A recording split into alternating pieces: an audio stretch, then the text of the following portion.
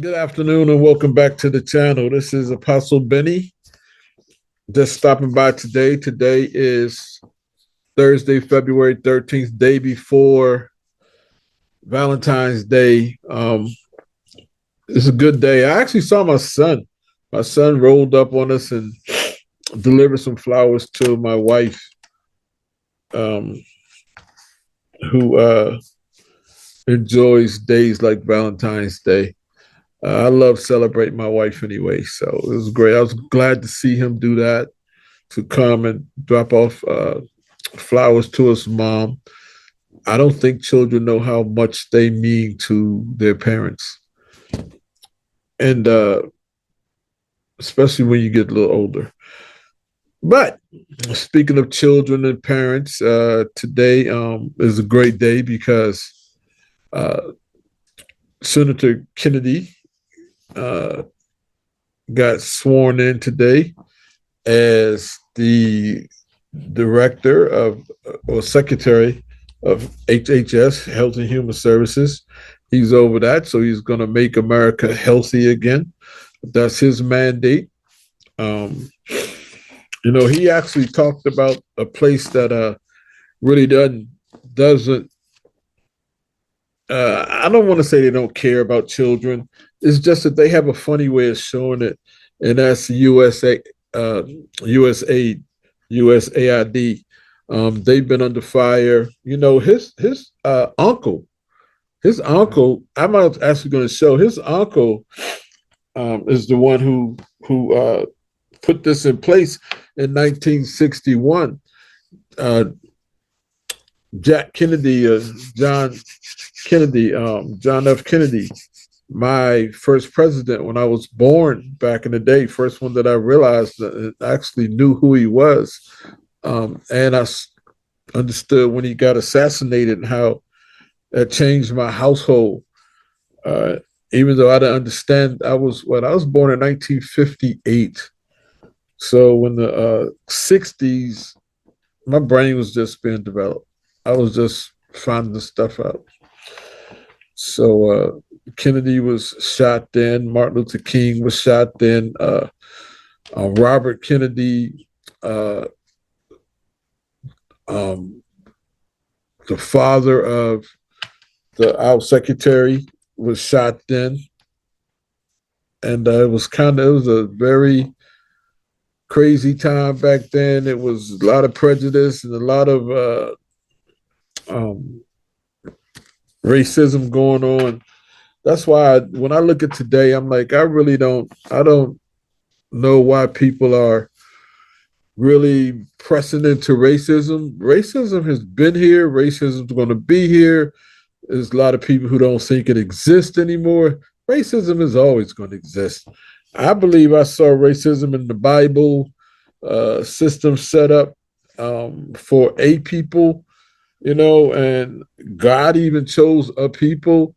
So it really doesn't matter. My thing is, if racism is like air, why are you tripping? If it's going to be here, why do you want to keep pointing at it? It's here. Deal with it, keep it moving. Now, there's been a lot of strides made by humans on this earth where we get along a lot better than what we used to. But if you really understand it, it's always been people who got along.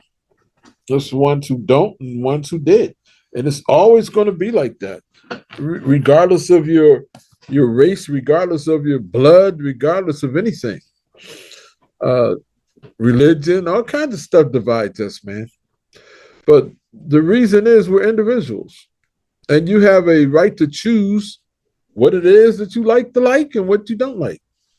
And then if you ever come into the under the umbrella of a Christian, then your likes and everything kind of get erased. What you believe and all that kind of gets erased. It's almost like they say brainwashing because it washes your brain. And God gives us a whole new way of thinking, a new way of viewing things, a new way of thinking. And that's what happened to me. And it saved my life. and I identify with my Christianity before I do my outside look, that is going to stay here on earth anyway. Um, I don't know how much color is going to be in heaven, but I know it'll be heavenly colors. Maybe we all won't look alike. Maybe we will. I don't know. I don't know. I know you can identify people. You can distinguish between people. We hear about colors. There are colors that we don't even know about yet. So my thing is, the word of God opened my mind. The word of God opened my heart. My love for God really opened up my heart. The word of God opened my mind. The love of God opened my heart to where I accept a lot of things that I wouldn't because of my love for him. My love for God has reshaped my whole thinking. So I identify with being a Christian first, a child of God first, then I'm a black man because he sent me here. He gave me the skin or the birthday suit, as we like to call it, and he colored it. Hey, it was assigned to me. None of us get to choose that. It's what God gave us and where I was born. And I thank him for that because he sent me to the United States. I thank him for that because he sent me to the United States so I could still be alive at this time. My father, I really would like to see how my father will react to the stuff that's going on today. My father was really into politics and everything by the time I really got to understand who he was. Uh, I come from a long line of Democrats. I've never been a Democrat a day in my life. When I registered to vote, I registered as a Republican. Uh, I've always been somewhat of the rebel of our family, black sheep also. But so what? Anyway, let's get back to what we're here for today. Now that I got all of that out the way, I want to play this video that you're. Let me see. I want to share this video. You should see it. I just stopped sharing it. So let's get back to it. Hey, I'm going to share it again. I just want to make sure. What I don't understand is when I set up my share to be a certain way, but then it makes it another way. So I see now, okay, my border is going all the way around my whole desktop. So you guys see my desktop. But this video, you see this right here, Justin, DOGE Caucus Chair, Joni, Ernst. Ernst accuses USAID of funding gain of function, which is a bad thing.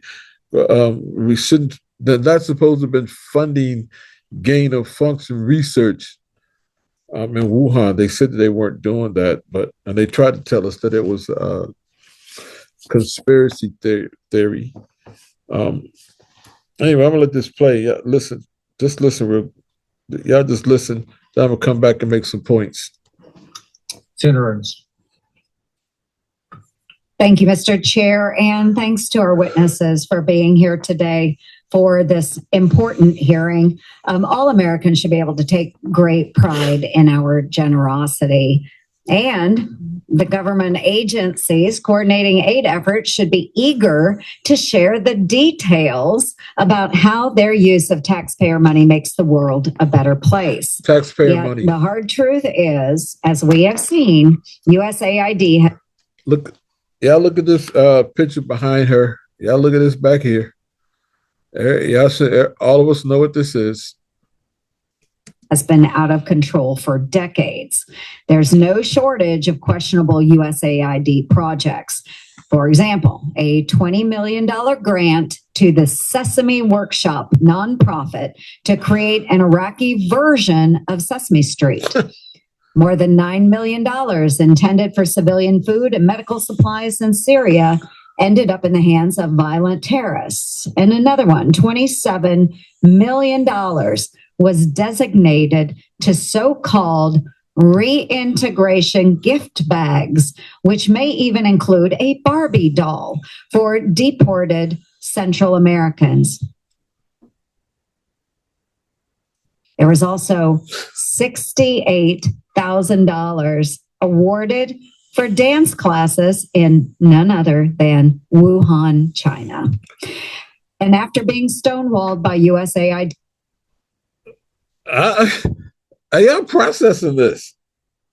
for years, I learned funds meant for economic relief in Ukraine were instead paying for Ukrainian models and designers to attend fashion weeks in New York City, London, and Paris. Okay, look, I want to stop for a minute. This is what I want. I want to show you something. USAID. Here we go. USAID. This is what it is. All right. The U.S. Agency for International Development. It helps countries develop economically. It reduces poverty. It establishes democratic governments.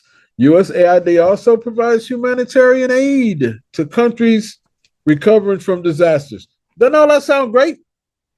Again, like the last video, these are the points that we hear about, but it's all this other stuff. Now, we just heard about Sesame Street and models, and anyway. Look, it ends extreme poverty. We heard about money that was supposed to be going to poverty-stricken people going somewhere else. Promote democratic societies. Strengthen economic growth. Combat diseases. Address food insecurity. Help countries recover from disasters. Create markets and trade partners for the United States. Foster goodwill abroad. How does it do this? It partners with private organizations, with universities, with other governments. It invests in science. Hold on, it's my wife's calling. I'm doing a live recording. Peace. Yeah, she just let me know she's not cooking. Where are we? Okay, it invests in science. It invests in technology, in innovations, in partnerships. All this stuff sounds great. Improves how progress is measured, diversifies capital streams that finance development, helps societies prevent and recover from conflicts, improves environmental sustainability, advanced food security, advances food securities and agriculture, furthering education. President John F. Kennedy, he established USAID in 1961 through the Foreign Assistance Act. Okay, so that's what they're supposed to do. Just keep listening now that you have some idea what they're supposed to do. If you didn't have that idea already, now you know, and what they are and how long they've been around. And Mr. Chair, I ask unanimous consent to enter my oversight letters and USAID's responses into the record. Thank you, Mr. Chair. USAID is notorious for exploiting legal loopholes, as my COVID-19 origins investigations exposed. By law, all federal spending is required to be publicly available on usaspending.gov. Publicly available. So transparency was supposed to already been there. We've known for a while that Dr. Fauci used NIH funding to finance bat coronavirus research at the Wuhan Institute of Virology, but it took the watchdog White Coat Waste Project to expose evidence that USAID was funding it too. White coat, what? Watchdog, white coat, waste. Jesus. In fact, the bulk of the money came from USAID. Yet no grants to the Chinese lab appeared on USAID spending.gov. Okay, so what she just said was very important because transparency was not there. It was hidden from the public through layers of unreported subgrants and subawards. Thankfully, my push to defund EcoHealth Alliance was successful, and the group is now barred from receiving U.S. government grants. But this is why my TRACS Act must become law to prevent money being sent to China, the Taliban, or any other foreign adversary. Every grant recipient must be disclosed to ensure accountability. Why wouldn't we know that already, where the money's going? How is the Taliban getting his hands on the United States taxpayers' money? My money that they're taking from me. How is the Taliban getting his hands on my money unless the United States, or USAID in this case, is handing it over? And we shouldn't stop there. My bipartisan Stop Secret Spending Act, introduced with ranking member Peters, would add additional transparency to federal spending. Stop secret spending. Why do you even have to have a bill like that? It's already written that it's going to be transparent, but yet they hid everything. Stop Secret Spending Act? So, Mr. Schellenberger, I'll start with you, please. Why is USAID so secretive about how it spends billions of taxpayer dollars? Is it to avoid the public outrage over the waste, or is there something more nefarious? Why are the people so upset with DOGE? Because they're identifying this stuff. They're actually taking the time to sift through the minutia and bring it to us, and with $36 trillion in debt. How is this news that any American can defend?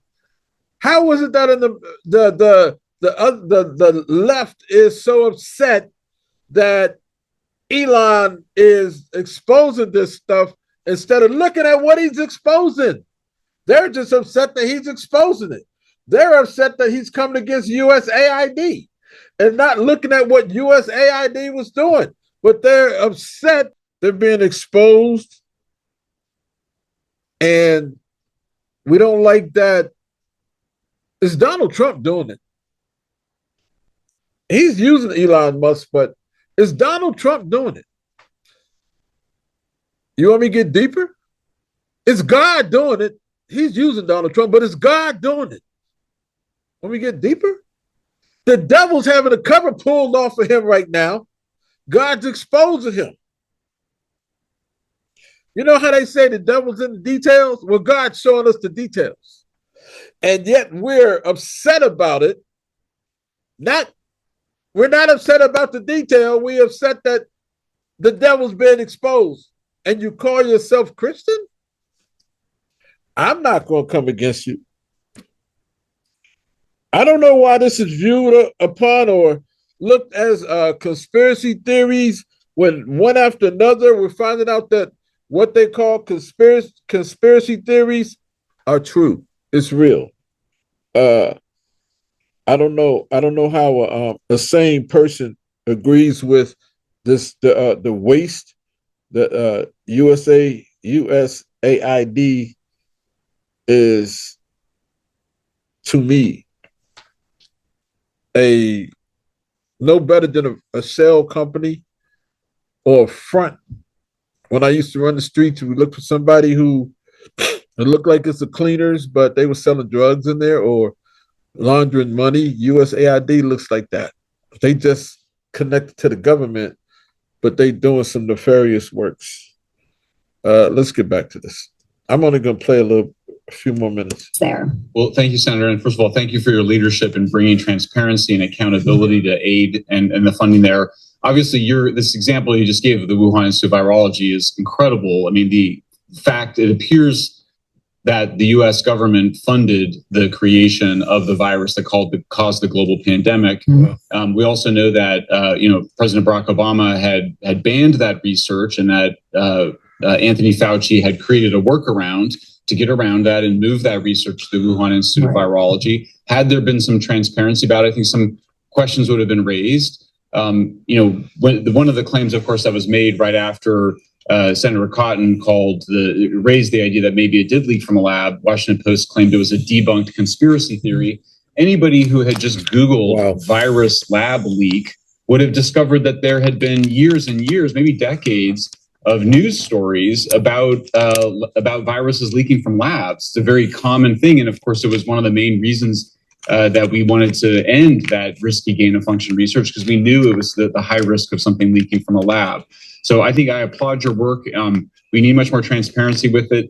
As I mentioned before, I do think that some part of that motivation may have been to hide regime change operations that were run by USAID in concert with the State Department. If you're going to be doing regime change operations, those belong in the State Department and with the CIA, not in a charitable organization, because if you genuinely want people to trust in vaccines or other public health measures, it's a terrible thing for them to believe that maybe it's part of some counterterrorism operation or some manipulation by the US government that has some political motivation or some regime change motivation. If it's truly, truly charitable support for things like, for good causes, then there has to be a firewall between that and what the CIA and the State Department are doing.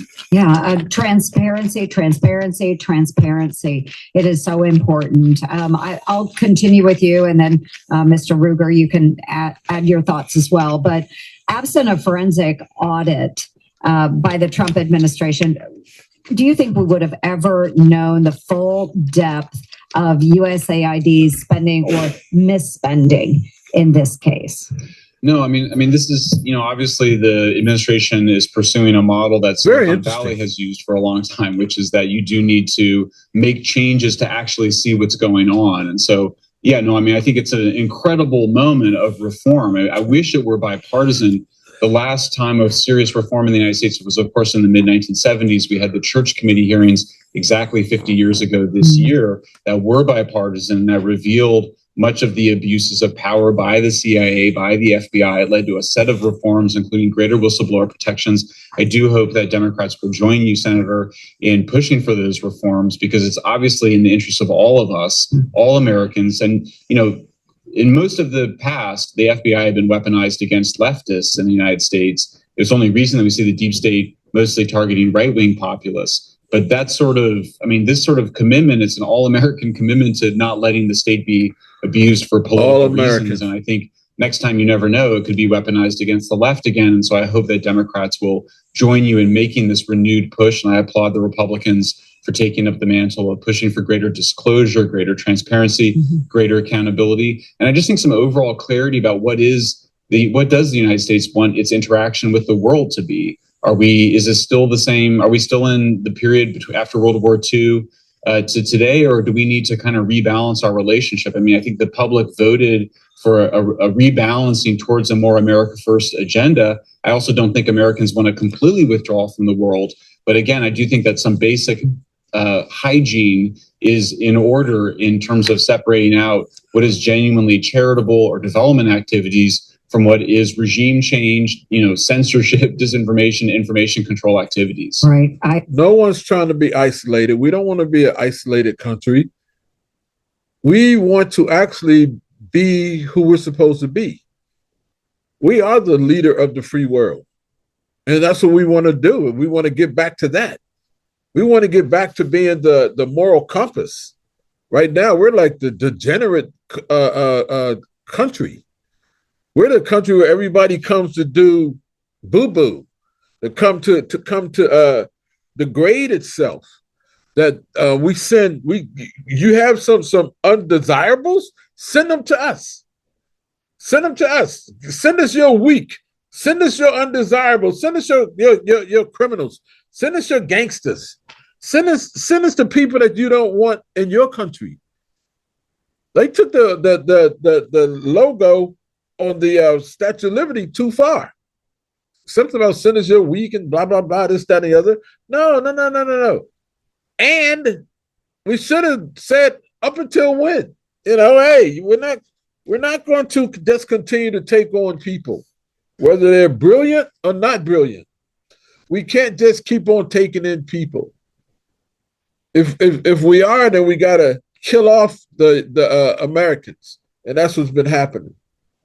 The Americans, they send these people in here, and they're killing off Americans.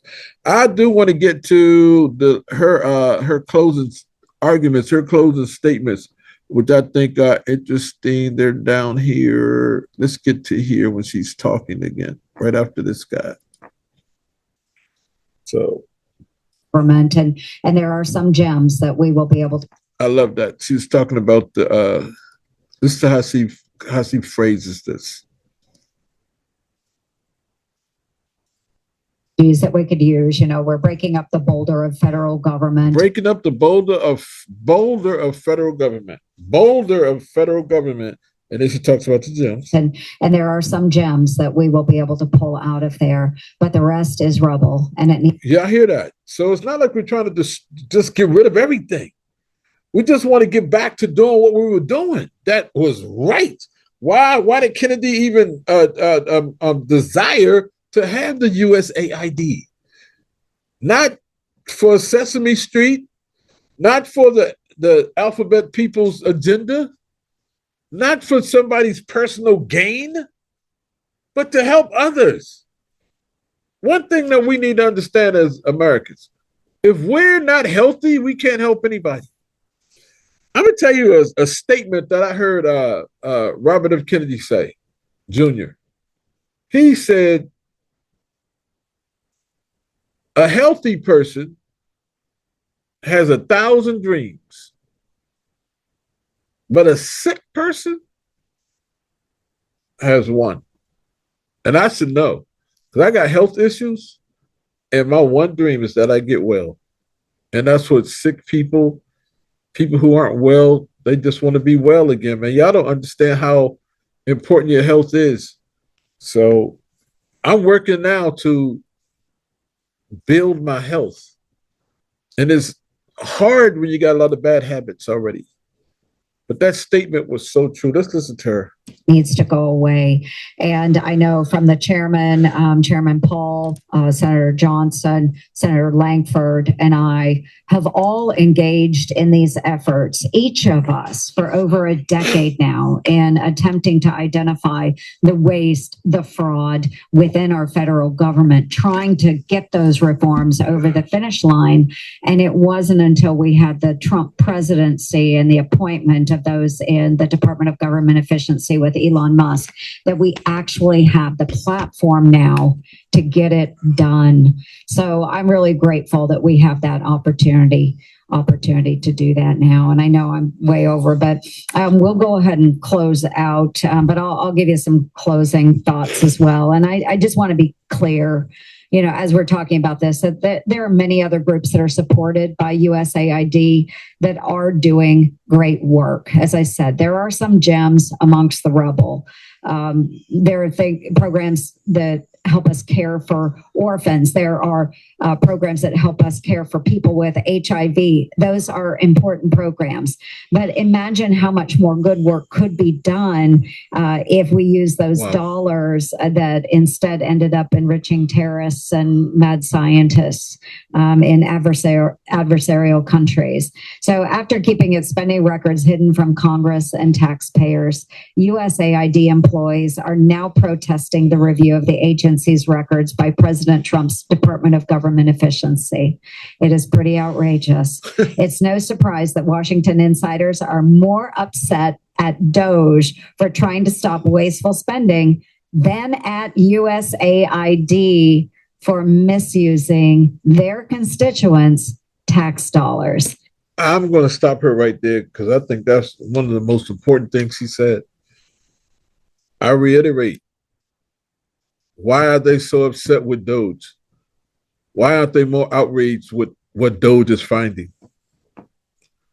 Maybe because they have an interest in it. Maybe we're messing with their money. One thing you don't do, you don't mess with a gangster's money. You don't want to do that. Unless you want some issues on your hands.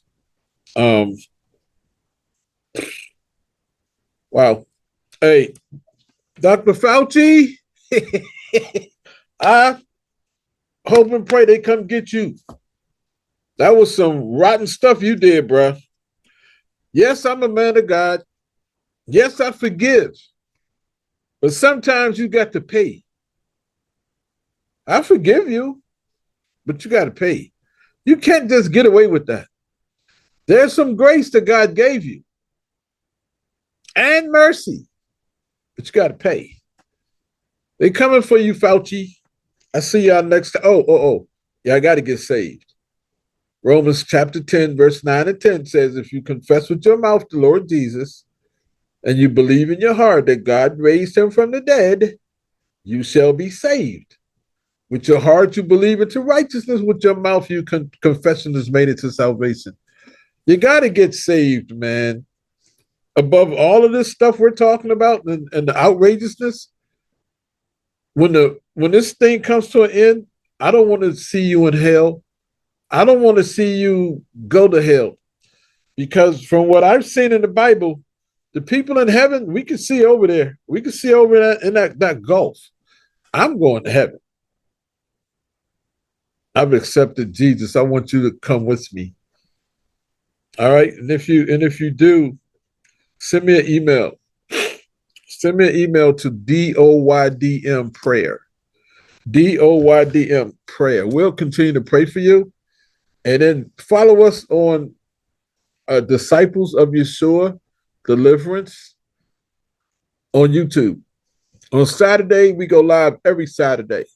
Every Saturday not on this station, but on Disciples of Yeshua Deliverance Ministry. I'm the overseer. I'm the preacher. I'm the minister. So we'll be ministering on Saturday around noon. Look for us around noon. Go look us up right now, Disciples of Yeshua Deliverance Ministry. Hey, don't forget to like and subscribe to this page. Like and subscribe to Disciples of Yeshua Deliverance Ministry. And I'm Apostle Benny, and I will catch you guys later. Peace.